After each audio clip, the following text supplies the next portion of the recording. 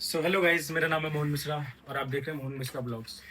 So guys finally आज मैं 2.5 साल बाद एक वीडियो डालने जा रहा हूँ अपने यूट्यूब चैनल पे।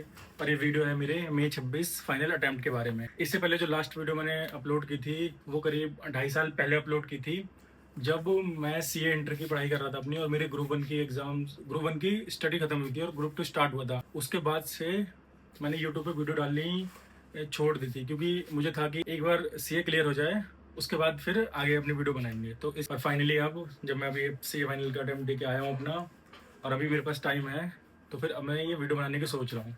तो बात करें अगर एग्जाम्स की, तो मई 26 का आपने जहाँ तक है सभी लोगों ने सुन ही लिया होगा कि एएफएम के पेपर के बारे में। तो मैं उसके बारे में और क्या ही बताऊँ, वो एएफएम का पेपर तो एकदम नाइटमेयर ही था। तो क्या मैंने आपको बताया, ये मेरा सीए फाइनल में सेकंड अटेम्प्ट था। मैंने इससे पहले जेन अटेम्प्ट दिया था। जेन अटेम्प्ट मेरा अनफॉर्चुनेटली हो नहीं पाया था, कुछ कुछ मार्क्स से रह गया था। मैं अराउंड हर सब्जेक्ट में 40 के आसपास लगभग खेल रहा था। आता है पहला पेपर एफआर में थोड़े अनएक्सपेक्टेड चीज़ ये हो जाती है, जो क्वेश्चन जैन में पूछा था ग्रांट वाला, वही क्वेश्चन दोबारा पूछ दिया। तो वो हल्का सा थोड़ा सा ट्विस्टेड था, लेकिन एफआर का उतना टफ नहीं था। 80 नंबर तक का मैं अटेम्प्ट करके आ गया हूँ इसी कॉन्फिडेंस के साथ। फिर सेकंड पेपर का इंतजार था। सेकंड पेपर में मैं गया एएफएम देने।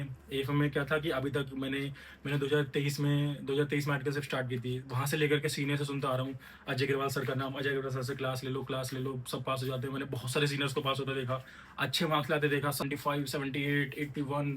तो भाई कोई डाउट था ही नहीं, कोई ऑप्शन था ही नहीं, तो मैं अजय अग्रवाल के साथ ही चला गया था। और जैन में भी मैंने ये सोचा हुआ था कि अजय अग्रवाल सर की बुक्स से पढ़ तो लेता हूँ, लेकिन ना थोड़ा सा इधर उधर से भी कवर करके चलता हूँ।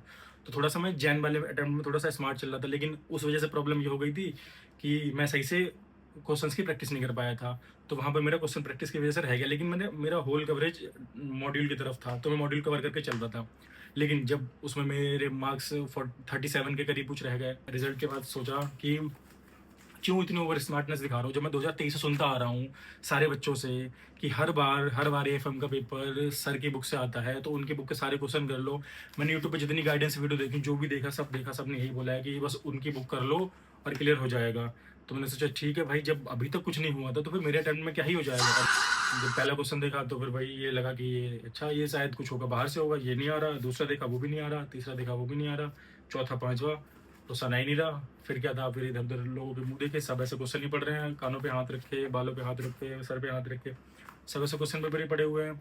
तो फिर उसके बाद क्या, अपनी फैकल्टीज की जो बचपन से हम कहानी सुनते आ रहे हैं कि हर फैकल्टी ने कहानी सुनाई हुई है ना, कि मेरे ज़माने में ये वाला पेपर वैसा आया था, वो वाला पेपर वैसा आया था, सब रोने लगे थे, उठ उठ के भाग रहे थे, लेकिन मैं करता रहा था। मेरे दिमाग में तो हर टीचर की वही कहानी चलने लगी। तो उन्हीं कहानी को थोड़ा सा मोटिवेशन बना के उसे, उनका कंक्लूजन तो यही ना कि बस बैठे रहो और 3 घंटे बस लिखते रहो। कॉन्फिडेंस नहीं आ रहा है, 10-12 नंबर का भी कॉन्फिडेंस नहीं आ रहा है। तो एएफएम का तो ऐसा ही रहा। तो भी बात करते हैं ऑडिट की। अब एएफएम के झटके के बाद घर आकर के पता नहीं वो कौन ही बच्चे होंगे जो तुरंत आके पढ़ लिए होंगे। नॉर्मल सी बात है, नहीं पढ़ा जाता है। कुछ भी बोल दे, भगवान भी आकर के बोल दे कि बेटा अगर तू भी पढ़ लेगा ना, मैं तुझे ऑडिट में 60 ला दूंगा, फिर भी नहीं पढ़ा जाएगा। ये मैराथन खुल के बैठा हूँ, मैराथन में क्या चल रहा है, अब्बा डब्बा जब्बा कुछ हो रहा है, कुछ नहीं समझ आ रहा।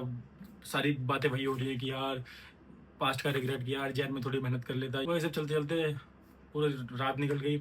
अगला दिन हुआ, सोचा अब ठीक है जो है वो हो गया, अब करने बैठो। जैसे तैसे करके ऑडिट की तैयारी की, ऑडिट का पेपर देने गया। अब मे अटेम्प्ट में क्या आ गया, स्टैंडर्ड्स ऑन ऑडिटिंग क्वेश्चन। उनमें क्या होता है, आपको 4 पॉइंट, 5 पॉइंट, 6 पॉइंट है, वो लिखो। अगर पॉइंट मैच होंगे तो मार्क्स मिलेंगे, वरना जय माता दी। ऑडिट का पेपर लोग कह तो रहे हैं कि बहुत आसान आ गया था, बहुत आसान आ गया था, लेकिन भाई मुझे डाउटफुल लग रहा है। स्टैंडर्ड ऑन ऑडिटिंग इतने अच्छे से रिवाइज नहीं किया था, पहले जो याद भी थे वो भी भूल गए थे, और जब रिवाइज करने का टाइम था तब तो एएफएम की चिंता हो रही थी क्या करें। पर फिर भी एएफएम से बेटर गया था तो थोड़ा सा रिलैक्स था। ग्रुप 1 हो गया, ग्रुप 1 में स्कोर क्या चल रहा है कि एफआर थोड़ा अच्छा गया है, एएफएम जिंदगी का सबसे बुरा गया है, और ऑडिट ठीक ठाक सा गया है। अब आ जाते हैं ग्रुप 2 पे। ग्रुप 2 पे डीटी में वही बीवी सर ने जो एक रिवीजन वीडियो टाइप की डाल देते हैं, 45 और 48 मिनट की, वो सारे टॉपिक मैंने कवर करने की कोशिश की, और लकीली बहुत सारे उसमें से 4-5 टॉपिक जो सर ने उस वीडियो में बताए थे, जो उसमें से 4-5 टॉपिक आ गए। तो अच्छा रहा, उसकी वजह से थोड़ा सा डीटी में कॉन्फिडेंस है कि ठीक है डीटी का बढ़िया गया। आईडीटी की कहानी भी लगभग सेम ही है कि आईसीआई ने थोड़ा सा ना उस तरीके से टेस्ट किया है, जो जो डेफिनेशंस होती हैं, जो ऐसे पैराग्राफ होते हैं जो हम छोड़ देते हैं, जो पढ़ते नहीं है।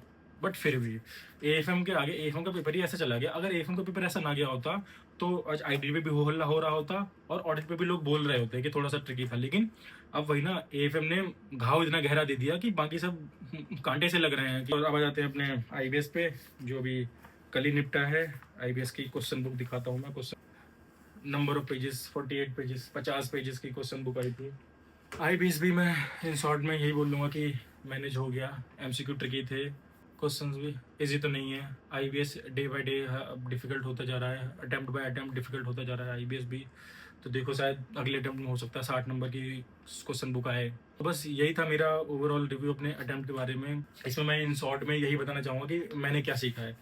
मैंने मेनली तो ये बात सीखी है कि भाई जो यूट्यूब पे अभी 1 से 1.5 साल से क्या हो रहा है कि बहुत सारे नए नए एजुकेटर्स आ गए हैं। वो आकर के करने लगे हैं ट्रेंड एनालिसिस। वो आके बता देते हैं कि मैं करके लाया हूँ 20 अटेम्प्ट का ABC एनालिसिस, ये पढ़ लो, ये पढ़ लो, ये पढ़ लो, ये पढ़ लो, ये पढ़ लो, ये पढ़ लो, ये आएगा, ये आएगा, ये आएगा। ये बिल्कुल बर्बाद करके रख देंगे, क्योंकि भाई ICI के मेंबर्स और जो भी पेपर सेटर्स हैं उन लोगों के पास भी यूट्यूब है, वो भी देख लेते हैं। मुझे जैन अटेम्प्ट में भी ये लग रहा था कि कुछ ना कुछ तो देख रहे हैं, कुछ ना कुछ तो देख रहे हैं, क्योंकि जो यूट्यूबर चिल्ला चिल्ला के बोलते थे ना, मैंने 20 साल का किया है, मैंने 20 साल का किया है, एनालिसिस किया, ये आएगा, ये आएगा, ये आएगा। ICI ने चैलेंज सा ले रखा है सितंबर अटेम्प्ट के बाद कि मैं वो पूछूंगा ही नहीं।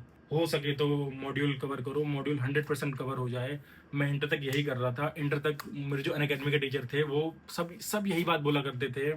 सब यही बात बोलते थे कि किसी भी टीचर की नोट्स पर भरोसा मत करो, उस पर भरोसा मत करो, मॉड्यूल से देखो। अगर मॉड्यूल 100% कवर हो रही है तो ठीक है, ना ABC एनालिसिस देखो, ना कुछ देखो। और उनकी बात मान करके मेरा पढ़ते पढ़ते पता नहीं चला मेरा इंटर फर्स्ट अटेम्प्ट में कब निकल गया। लेकिन फाइनल में क्या है कि टीचर्स के नाम बड़े बड़े हैं, उन पर भरोसा करने लगे हैं। फाइनल में इंस्टीट्यूट की मॉड्यूल को लोग पूछते भी नहीं है। एट द एंड में मैं भी उस होल में बह गया और मैं अपने भाई बेसिक्स भूल गया कि भाई जो मैं इंटर तक मानता आ रहा था, मेरा फाउंडेशन भी इसी वजह से क्लियर होता है, इंटर भी इसी वजह से क्लियर होता है कि इंस्टीट्यूट ने हमें जो मटेरियल दिया है ना, वो उसी से क्वेश्चन पूछेगा। इंस्टीट्यूट ने अगर अपनी किताब पे लिख दिया है तो वो कहीं से भी पूछ सकता है। ठीक है, मेरा मई 26 अटेम्प्ट से यही है कि भाई जितना हो सके मॉड्यूल को कवर करो। पढ़ो तुम किसी भी टीचर से, कोई टीचर जो भी जैसे पढ़ा रहा है पढ़ने दो, लेकिन एक बार क्रॉस चेक कर लो कि क्या उसने कवरेज की है 100% या नहीं की है। AFM वाले भुगत रहे हैं ना। अगर AFM में पूरी कवरेज होती है, अगर थ्योरी में हम 4 चैप्टर के पीछे ना भागे होते, हो जाता ना पेपर थोड़ा बढ़िया। और बाकी अगर आप लोगों को चाहिए तो मैं सब्जेक्ट वाइज सब्जेक्ट से बिल्कुल एकदम डिटेल में जाके बता सकता हूँ कि आपको क्या करना है, मैंने क्या सीखा है। क्योंकि अगर मैं इसी वीडियो में सब कुछ बताऊँगा तो वीडियो बहुत लंबी हो जाएगी। तो अगर आपको चाहिए तो मैं आपको बता सकता हूँ स्टेप बाय स्टेप डिटेल्ड में एक ही सब्जेक्ट में कि मैंने कैसे पढ़ा, क्या पढ़ा, मैंने क्या गलती, मुझे क्या लगती है गलतियाँ, मुझे एग्जाम हॉल में बैठ के वहाँ पे क्या रिग्रेट हो रहा था। कि आप लोग कमेंट कर देना अगर आप लोगों को डिटेल्ड में वीडियो चाहिए, स्ट्रेटेजी वीडियोस चाहिए, कैसे क्या करना है और कैसे ये ट्रेंड एनालिसिस के उससे बच के हम कैसे कवरेज कर पाएँ। अगर थोड़ा बहुत भी गाइडेंस चाहिए हो तो कमेंट करना, मैं वीडियो डाल दूंगा। मिलते हैं किसी और वीडियो में। Tata, bye bye.